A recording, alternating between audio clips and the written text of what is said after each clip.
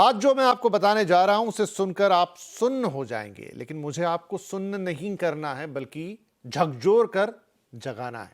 जरा सोचिए, जिस इंस्टाग्राम पर हमारे बच्चे रील्स देखते हैं, जिस इंस्टाग्राम पर करोड़ों लोग हर दिन घंटों बिताते हैं, जिस इंस्टाग्राम को हम मनोरंजन और सोशल नेटवर्किंग का एक बेहतरीन प्लेटफॉर्म समझते हैं, उसी इंस्टाग्राम पर बच्चों के यौन शोषण से जुड़ी सामग्री तक पहुंचाने वाले पेड एडवर्टाइजमेंट्स चलने के आरोप लगे हैं। जी हां, पेड एडवर्टाइजमेंट्स। यानी आरोप सिर्फ इतना नहीं है कि किसी अपराधी ने चोरी छिपे कोई इलीगल कंटेंट अपलोड कर दिया, आरोप इससे कहीं ज्यादा गंभीर हैं। एक अंतर्राष्ट्रीय नामी न्यूज कंपनी के डिजिटल प्लेटफॉर्म की एक जांच में दावा किया गया है कि इंस्टाग्राम पर ऐसे विज्ञापन दिखाए गए जो यूजर को उन टेलीग्राम चैनल्स तक ले जा रहे थे जहां बच्चों के यौन शोषण से जुड़ी सामग्री कथित तौर पर बेची जा रही थी। जांच में करीब 30 ऐसे एडवर्टाइजमेंट डॉक्यूमेंट किए जाने की बात सामने आई है।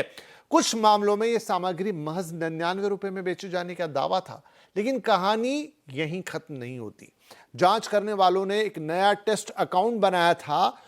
उसने सीधे ऐसी सामग्री सर्च नहीं की। कुछ सजेस्टिव अकाउंट फॉलो करने के बाद इंस्टाग्राम का रिकमेंडेशन सिस्टम उन्हें लगातार ज्यादा सेक्सुअलाइज कंटेंट दिखाता गया और आखिरकार कथित तौर पर बच्चों के यौन शोषण से जुड़ी सामग्री तक पहुंच को प्रमोट करने वाले एडवर्टाइजमेंट भी सामने आने लगे। अब सवाल बहुत बड़ा है। अगर कोई अपराधी किसी प्लेटफॉर्म पर इलीगल कंटेंट डालता है तो प्लेटफॉर्म कह सकता है कि उसने नियम तोड़ा, लेकिन पेड एडवर्टाइजमेंट विज्ञापन तो प्लेटफॉर्म के एड अप्रूवल सिस्टम से गुजरता है। विज्ञापन से प्लेटफॉर्म कमाई करता है, विज्ञापन को एल्गोरिदम लोगों तक पहुंचाता है। तो फिर ऐसे विज्ञापन अप्रूव कैसे हो गए? इनकी पहचान क्यों नहीं हो पाई? एल्गोरिदम ने इन्हें आगे क्यों बढ़ा दिया? और सबसे बड़ा सवाल, जब बात मासूम बच्चों के शोषण की हो, तब दुनिया की सबसे बड़ी टेक कंपनीज के सेफ्टी सिस्टम आखिर क्या कर रहे थे?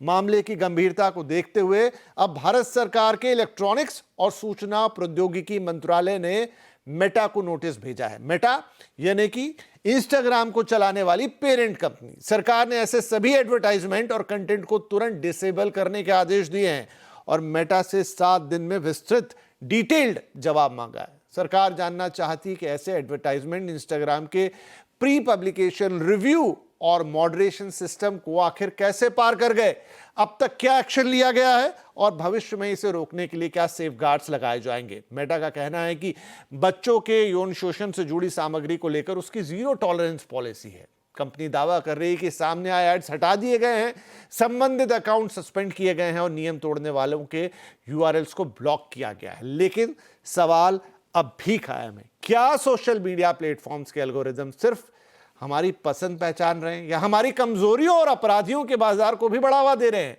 क्या एंगेजमेंट और रेवेन्यू की दौड़ में सेफ्टी पीछे छूट गई है? और अगर बच्चों के यौन शोषण से जुड़ी सामग्री तक पहुंच भी पेड एडवर्टाइजमेंट के जरिए प्रमोट हो सकती है, तो फिर बिग टेक के दावों, उसके एल्गोरिदम्स और उसके सेफ्टी सिस्टम पर भरोसा कैसे किया जाए? आज कंज्यूमर अड्डा में सवाल सिर्फ इंस्टाग्राम से नहीं है, बल्कि पूरी बिग टेक इंडस्ट्री से है।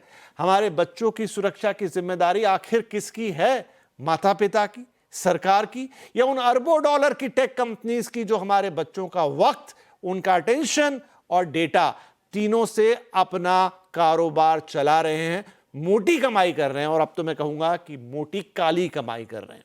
तो आज कुछ गंभीर और बड़े सवाल उठाना जरूरी है। हमारे